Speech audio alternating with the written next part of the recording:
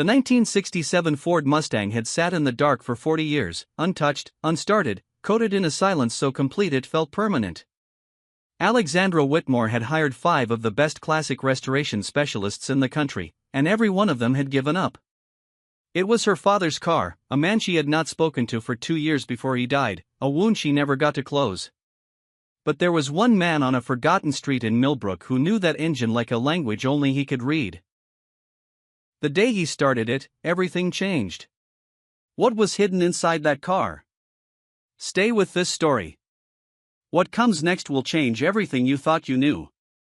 Mason Cole opened the doors to Cole's Auto at 6 o'clock in the morning, the same as every other day.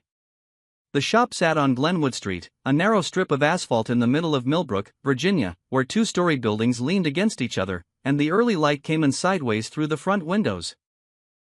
From outside, it was unremarkable. The sign above the door had not been repainted in years, and the concrete apron was permanently stained in dark rings where oil had dripped for decades. But inside, the tools were arranged with a precision that had nothing to do with habit, and everything to do with intention. Every wrench hung at the same angle on the same peg. Every AKA tray was sorted by diameter, then by depth, then by the frequency with which it was needed. There was a photograph on the corner of the main workbench, a woman with dark hair and a quiet expression, and Mason never explained it to anyone because no one who came into the shop ever asked.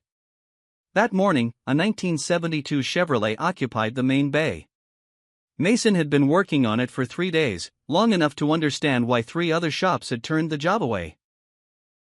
The carburetor had been rebuilt incorrectly sometime in the previous decade by someone who had known enough to be dangerous and not enough to be careful, and the correction required dismantling half the fuel system to get back to the original problem. He worked in near silence, using tools that most mechanics had never encountered, and adjusting specifications from memory rather than from any chart on the wall. Around 8:00, a man named Joseph knocked on the open bay door in his early 70s, a canvas jacket regardless of the weather. The kind of man who had run out of other options before arriving at Cole's Auto. Joseph watched for a moment and then said that a shop on Franklin Avenue had called the engine too far gone, and that another place across town had quoted him $3,000 and a month's wait before ultimately giving up. Mason listened to all of this without slowing his hands. Joseph asked with the tentative directness of someone who genuinely wanted to understand why Mason had never opened a second location taken on staff moved somewhere with more foot traffic. The question landed in the shop and sat there. Mason wiped his hands on a gray shop rag and looked at the question the way a person looks at a language they once spoke fluently and no longer need. He said he had enough. Joseph did not press it. The Chevrolet was ready before noon, and when Joseph drove it out onto Glenwood and heard the engine run clean and even, no hesitation, no rattle, just smooth forward motion, he sat in the lot for a full minute before pulling away. Mason watched from the bay door, then went back inside without ceremony. There was still the rest of the day, and then the next day, and the rhythm of it was something he had come to rely on in the absence of other structures. On the back shelf of the storage room behind a deck of technical journals printed in German and Italian, there was a cardboard box sealed with tape that had gone amber and brittle at the seams. The journals were not the kind found in an ordinary repair shop. They were engineering publications from European manufacturers, dense with stress calculations and tolerances listed in hundredths of a millimeter. The box had not been opened in several years. Mason walked past it twice during the afternoon without looking at it directly. The way a person navigates around something they have decided not to think about until they are forced to. He was eating lunch at the workbench. A paper bag from the sandwich place 2 blocks over when his phone rang just before 1 o'clock. The woman on the line identified herself as Carter Hayes and said she was calling on behalf of Whitmore Industries. She asked if he accepted classic restoration work. Mason sat down the second half of his sandwich and asked what kind of car. Alexandra Whitmore was standing at her desk on the 35th floor of Whitmore Tower when Carter came back with a one-word answer. Interested. The office was long and spare with Florida-siling windows that reduced the city below to a diagram of streets and blocks and small moving things, a scale that made every problem look containable from a distance. Alexandra was not looking at the view. She was holding a printed document that Logan Pierce's office had sent by courier that morning. The kind of theatrical gesture Logan made when he wanted to ensure something was noticed. The document was a formal acquisition proposal for Whitmore Industries, priced at 30% below fair market valuation, with a board vote requested in 3 weeks. Logan Pierce ran Pierce Capital, a firm that had built its reputation by identifying companies at their moment of greatest vulnerability and moving without hesitation. He had chosen this particular moment with the precision of someone who had done it many times before, and Edward Whitmore's death 4 months earlier had given him exactly the opening he was waiting for. Edward had died at 72 in the house where Alexandra had grown up, and they had not spoken for 2 years before that. The silence between them had been the kind that accumulates in layers. Missed calls, misread signals, things said at the wrong moment that neither of them had figured out how to retract. He left her everything. The company, the properties, the accounts, and the Mustang in the garage that had not been driven in 40 years. Alexandra had first seen the car again while visiting the house to begin settling the estate, standing in the garage doorway in her workclothes, while dust moved in the thin light above the hood. She had been very young the last time she stood in that garage with her father. Young enough that the memory came back not as a scene but as a sensation, the smell of motor oil and warm metal, his hand resting on the hood, his voice telling her that one day he would fix it, and the two of them would drive around the city with the windows down. That day had not come. Neither had the others he had promised. A week after the acquisition proposal arrived, Logan Pierce found her at a charity dinner in a ballroom that was too warm and smelled of cut flowers and polished floors. He was calm in the way of someone who believes the outcome is already decided. He mentioned the Mustang in passing, not as a question, but as a conclusion, and said Edward had always held on to things he never used, and the car in the garage was the clearest example of that habit. He said it was old iron on concrete. Alexandra held her glass and looked at him and said nothing. But something shifted in her that evening. The dismissal had been calculated. She understood that immediately, designed to suggest that her father's legacy was sentimental and fragile and that she should move toward the offer before things became worse. Instead, it produced the opposite effect. By the time she left the hotel, she had made a decision. The Mustang would be restored and displayed at the Edward Whitmore Memorial Gala in 3 weeks. It would be her answer to the board, to Logan, and to anyone watching. Whitmore Industries was not available. 4 restoration shops declined the job before the week was out.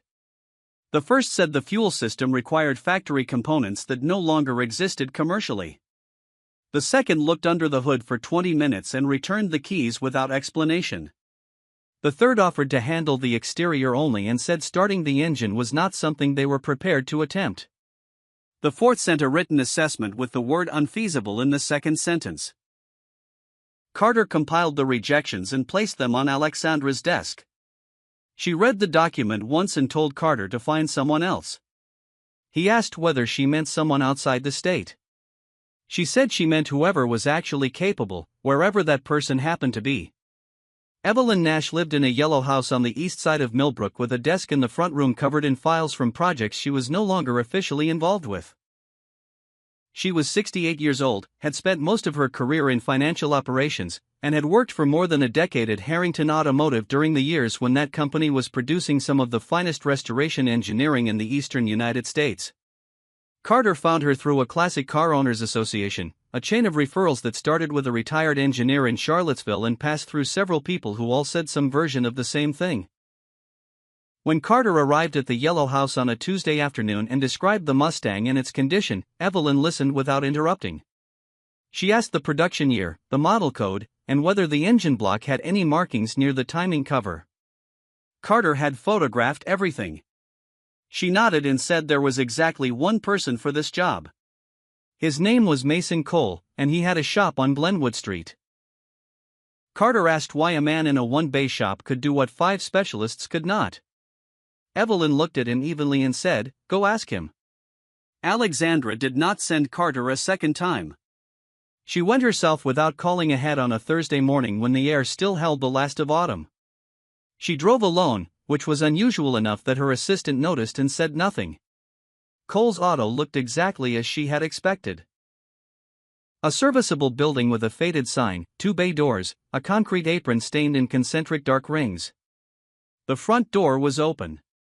Inside, the smell of metal and petroleum sat in the air the way it does in every shop. But beneath it, there was something else, a cleanliness to the organization that contradicted the worn surfaces.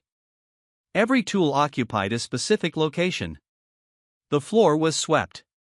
On the back shelf were journals with foreign lettering on the spines. And under the main workbench, a cardboard box sat sealed with old tape. And something about the tidiness of the place next to the age of everything in it suggested a man who was disciplined about the things that mattered to him and indifferent to the things that did not. Mason was underneath a truck. She stood near the center of the floor, and then the rolling cart shifted and a pair of boots appeared. And then he was on his feet, wiping his hands on a gray rag, looking at her with an expression that disclosed nothing in particular. She introduced herself by name and by company. He acknowledged the information and waited.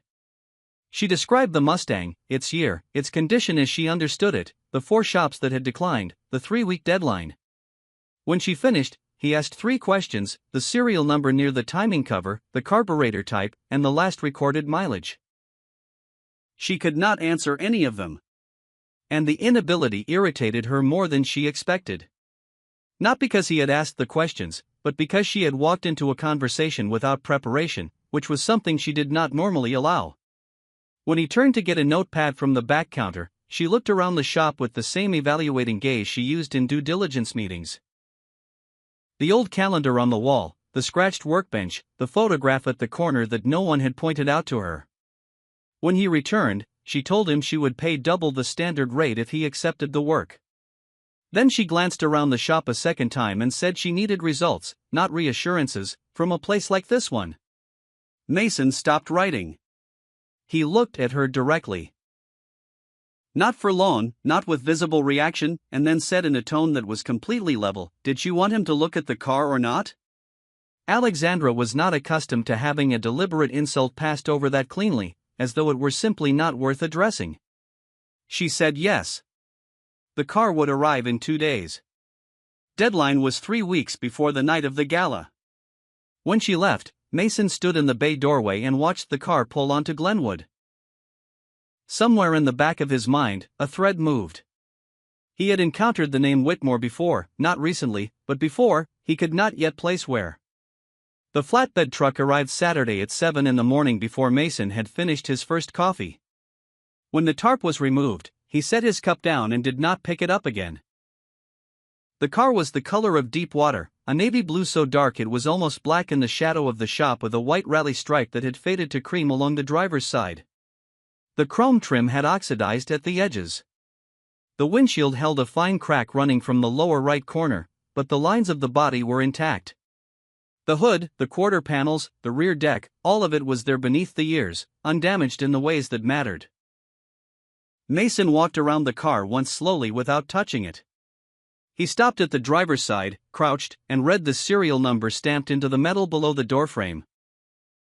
He knew that number, not because he had seen this specific car, but because the serial block it belonged to had appeared in specifications he had worked from 15 years earlier at Harrington Automotive during a project that had been cancelled without explanation 3 days before he was called into a conference room and handed his termination.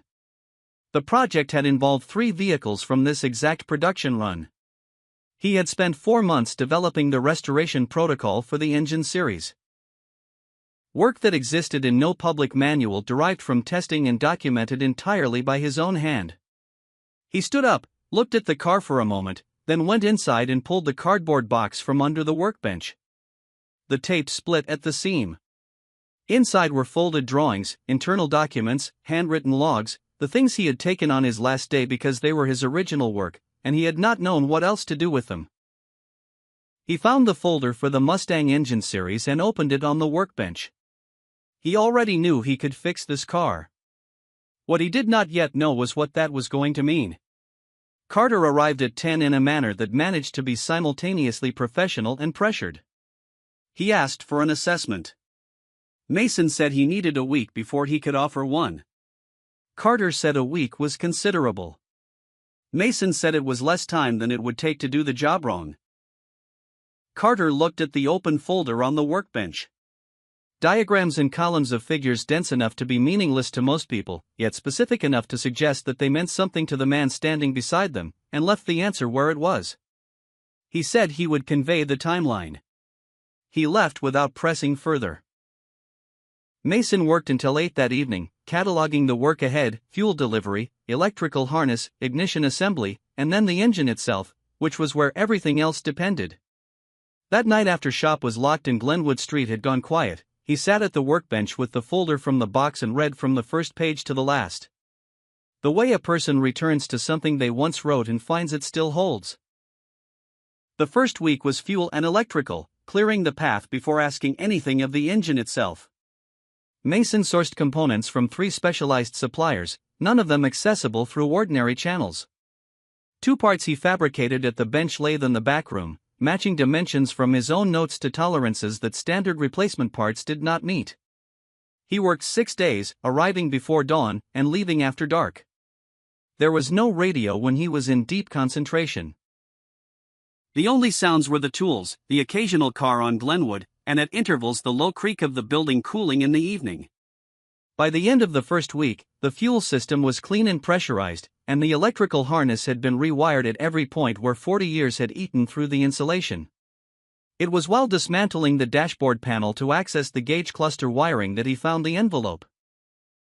It was wedged between the back face of the panel and the firewall, held by a bracket that had been slightly bent to create just enough of a gap. The envelope was manila, yellowed at the edges, sealed with tape that had gone stiff with age. He held it under the work light for a moment on the front, pressed firmly enough in the pen strokes that the letters were slightly indented. For Alexandra, he set it on the far corner of the bench, away from the tools and the grease and everything else. He did not open it. Whatever Edward Whitmore had concealed inside that car for his daughter was not his to read. He returned to the wiring and did not look at the envelope again for the rest of the evening. Alexandra arrived that Friday without notice, Carter behind her. She stopped in the bay doorway and took in the state of the car. Dashboard removed, instrument cluster on a cloth-covered bench, door panels off, fuel lines disconnected from the frame, and the expression on her face was not distress exactly, but the involuntary reaction of someone who had expected controlled progress and was confronting what controlled progress actually looked like before it resolved into something clean. Mason was at the back of the bay adjusting a bracket. He acknowledged her presence and kept working. She asked why so much had been removed.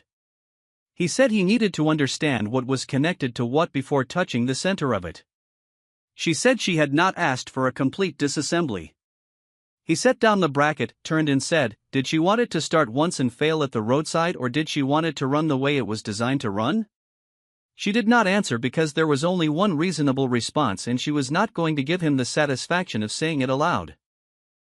They stood near the car after that, and the silence between them was different from the silences that had occupied the shop before, less neutral, more weighted. Alexandra was looking at the navy paint on the rear quarter panel, seeing something that was not exactly the paint, she said in a tone that came from somewhere outside her usual register.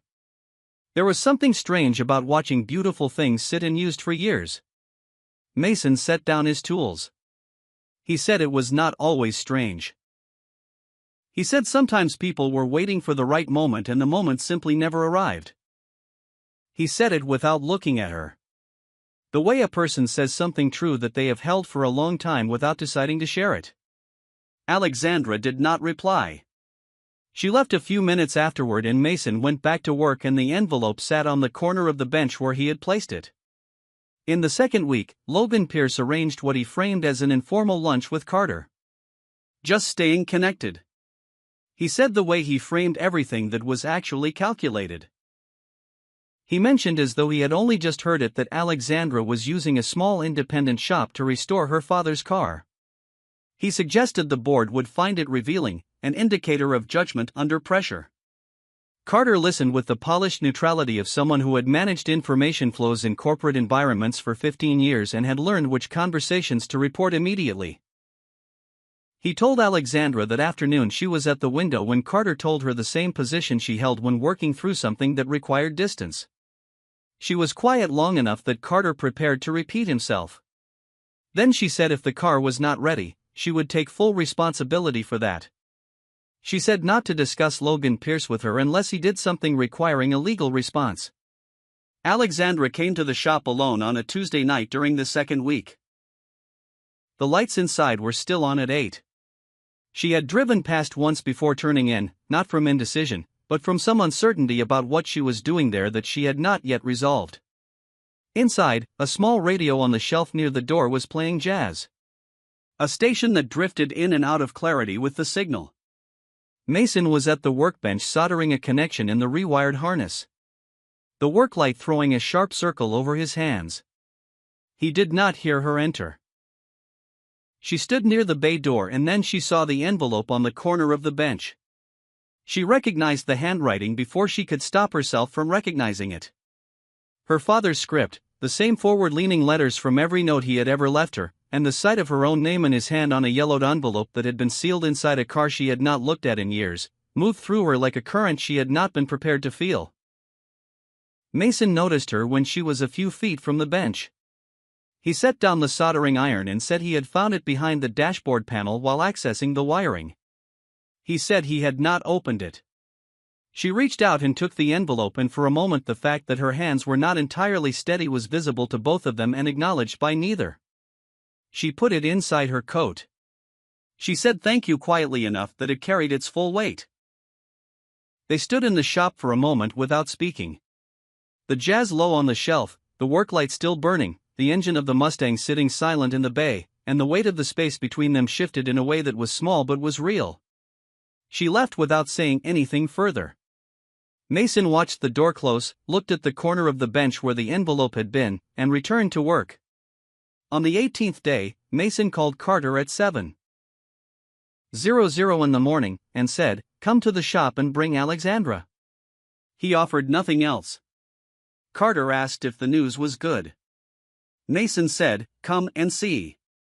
Alexandra arrived 40 minutes later, still in the dark coat she wore on weekends. She had come from home without stopping at the office, without the surface armor the office required.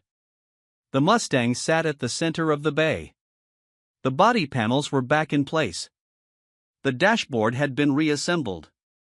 The trim had been polished. The paint remained untouched. That was the final stage, but every structural and mechanical element of the car had been resolved. And the overall impression was of something that had been not simply repaired, but returned to itself, to the condition that had always been latent beneath the decades of dust and silence.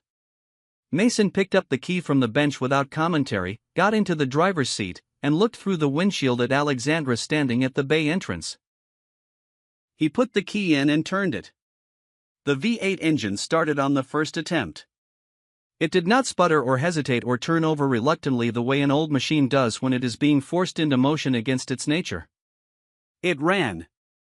The sound was deep and even and authoritative, not loud, but total, filling the shop from concrete floor to the rafters and going through the walls and sitting in the chest of anyone within range of it. Alexandra did not move. Her hands were at her sides and her face held the expression of someone who was prepared for a moment carefully and discovered that preparation is not the same as readiness. The sound lasted perhaps 15 seconds before Mason switched the engine off and stepped out of the car. In those 15 seconds, something in her expression settled. Not grief and not relief, but the specific quality of a debt being acknowledged before it can be paid. Carter was standing behind her and said nothing. Mason set the key on the hood. He said there were 2 days of cosmetic work remaining before the gala. Alexandra looked at him and asked how he had done it. He said he knew the engine. By noon that same day, an anonymous email had reached the personal accounts of 4 Whitmore Industries board members.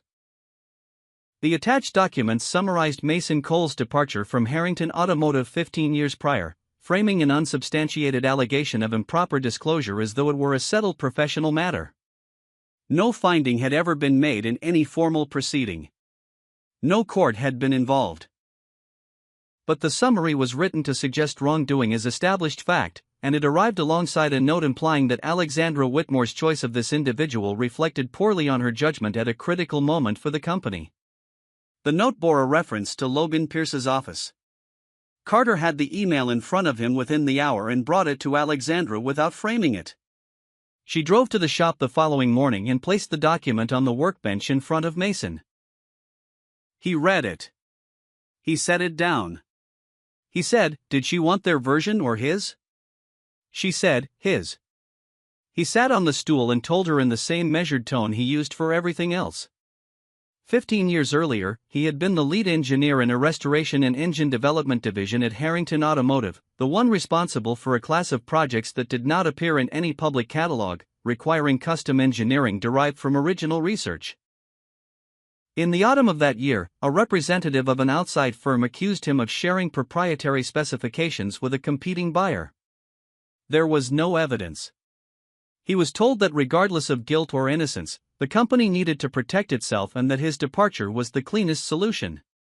He had accepted the terms because his wife was sick by then and fighting the matter would have taken everything he had left. He had kept the technical documents because they were his own original work and because he had not known what else to do with them. He had not spoken of it again. Alexandra listened to all of it without speaking. When he finished, she was quiet for a moment. Then she asked who had filed the accusation at Harrington. Mason held her gaze for 2 seconds before answering. He said the allegation had come through a representative acting on behalf of a financial acquisitions firm that had been pursuing certain project rights at Harrington during that same period. He said the name of the firm. He said the name of the man behind it. He said Logan Pierce. The color did not leave her face, but something behind her eyes went very still. The particular stillness of a suspicion becoming certainty. That night, alone in her father's study, she opened the envelope. She sat at the desk in the one room of the house she had not yet changed, the lamp on, and everything else dark, and she unfolded 3 pages of her father's handwriting on the stationery he had used his entire professional life. He wrote that he had known about the Harrington matter for several years. He had come to understand it through connections to the joint venture between Whitmore Industries and Harrington that had operated during the same period. A heritage vehicle development project in which Pierce Capital had shown early interest before being excluded. He had not spoken publicly because the disclosure would have implicated his own company in a failure to act and because Logan Pierce had by then become too embedded in the industry for a confrontation to be uncomplicated. He wrote that this was the decision of his life that he most regretted. He wrote that the Mustang had remained untouched in the garage because every time he looked at it, he thought of the man who should have restored it. The man whose career he had allowed to be destroyed by his silence, whose work he had indirectly benefited from without acknowledgement or recourse. The car was not simply a car. It was a debt that had no other form. He asked Alexandra to find Mason Cole. He asked her to correct what had been done. He wrote, "Let everything except the thing that mattered most. Do not make the same choice." She read it twice, the second time. Slowly, the way a person reads something they intend to carry. She called Carter at 11 at night and told him she needed every internal record tied to the Harrington joint venture from 15 years back, whatever remained in the archive. She said to pull it regardless of what it touched. She sat at the desk until nearly 3:00 in the morning with the lamp burning and her father's letter folded in front of her. Carter had files on the desk by 6. The records were incomplete. Routine purging had removed some documents, but enough remained. There was a licensing and transfer agreement between a Harrington subsidiary and a holding company that had since been dissolved, signed 6 months after Mason Cole's departure. The holding company traced back through 2 intermediary entities to Pierce Capital. The signature was not Logan Pierce's name, but the corporate chain was clear enough for an independent audit to follow. Carter placed a 2-page summary at the top and left the supporting materials in order behind it. Logan Pierce moved on the morning of the gala. He requested an emergency session of the Whitmore board, citing what he described as materially relevant concerns about executive decision-making to be held that same afternoon, time to force a vote on the acquisition before the evening event. While Alexandra was in motion, and the day was split in 2, the request reached Carter at 9 o'clock in the morning. Alexandra was in the car 10 minutes later. She arrived at the boardroom before Logan. She did not sit. She stood at the head of the table and placed 3 documents in front of the assembled members. The transfer agreement, Carter's two-page chain of corporate connections, and the relevant passages of her father's letter, the section that named Logan Pierce by name, and described what he had concealed and what had been allowed to follow from that concealment. She did not speak about Mason Cole's character or her own judgment. She spoke about the timeline. She spoke about the corporate chain. She said Logan Pierce had used the same method with at least 2 other companies before Whitmore Industries and the pattern was documentable. She said the board could draw its own conclusions about what that meant for the acquisition proposal. A member from the Finance Committee requested an independent audit. 2 others immediately seconded. The acquisition vote was tabled pending the audit's completion. Logan Pierce sat across the table throughout and offered no response, which was the first time Alexandra had ever seen him without something prepared to say. While Alexandra was in the boardroom, Mason was in the shop. He had arrived before 5 in the morning following a call the previous night from Carter, who said the car may have been tampered with. The front door showed no sign of forced entry, which meant either a skilled lockpick or someone with access to a key. And there were only 2 keys in existence. He found the damage in his first examination.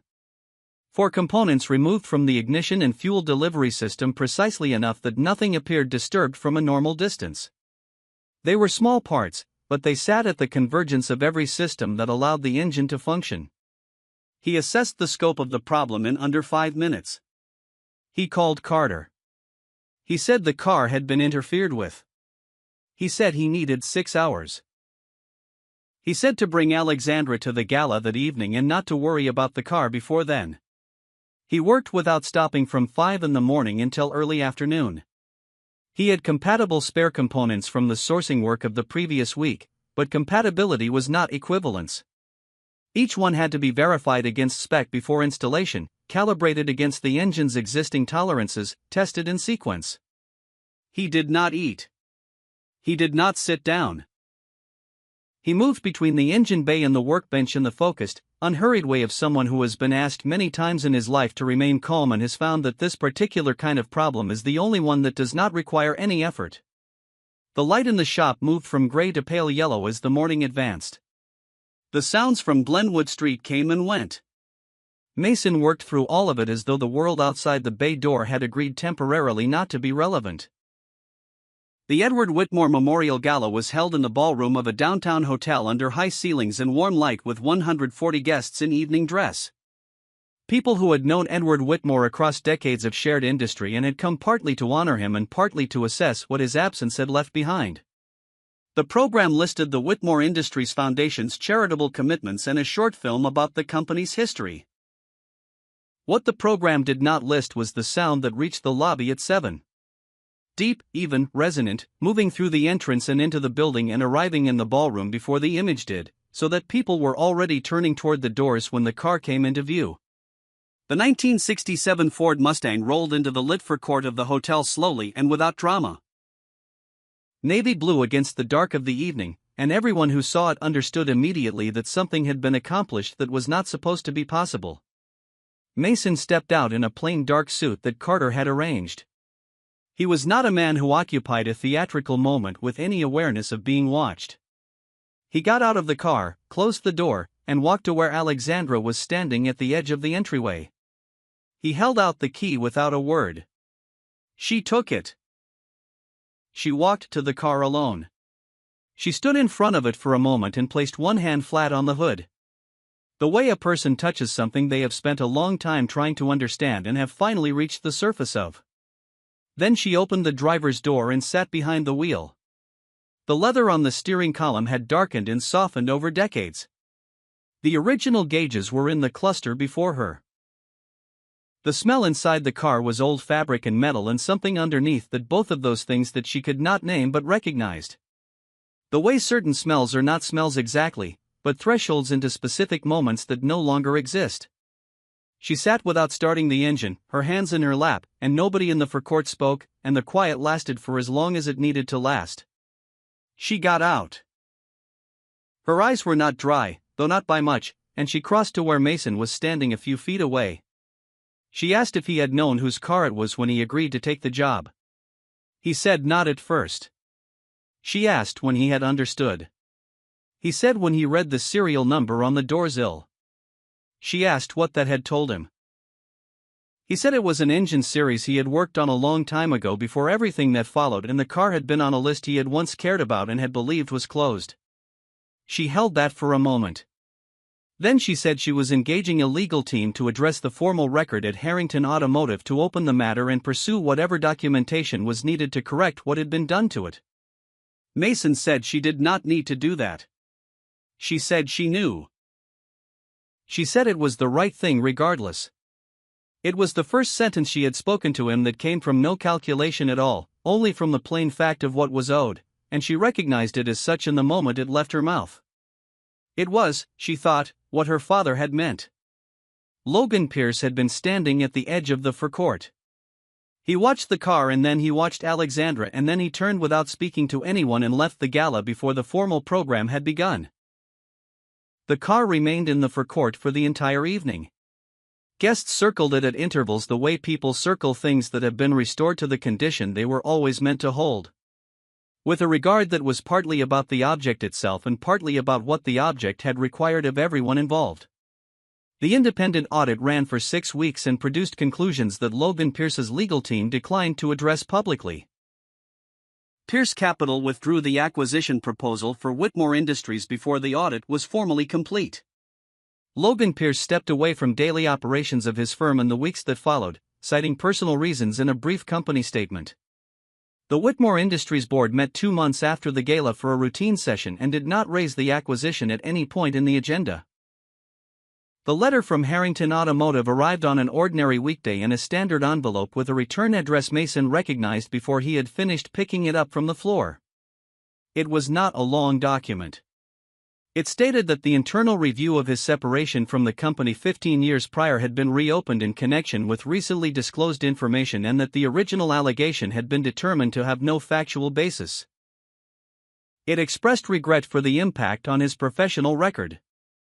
It was signed by the current head of human resources and countersigned by the general counsel. Mason read it at the workbench. He set it down. He sat looking at the wall for a while. 15 years was a long time to carry a thing for it to arrive as 2 paragraphs on company letterhead. The paper was still only paper, but it was also not nothing, and he did not pretend otherwise. The cardboard box that had lived under the workbench for years was emptied on an evening in November. Mason went through the contents methodically, sorting by subject and by date, and transferred everything to a proper file box that he labeled and placed on the back shelf alongside the technical journals. He did not discard a single page. He also did not put anything back under the bench. The box had been the equivalent of a door he had bolted shut and agreed to leave that way, and opening it did not require a ceremony. It required only deciding that the reason for concealing it no longer applied. The decision was made in a moment of complete quiet. No one was there to observe it. The most durable changes tend to be those.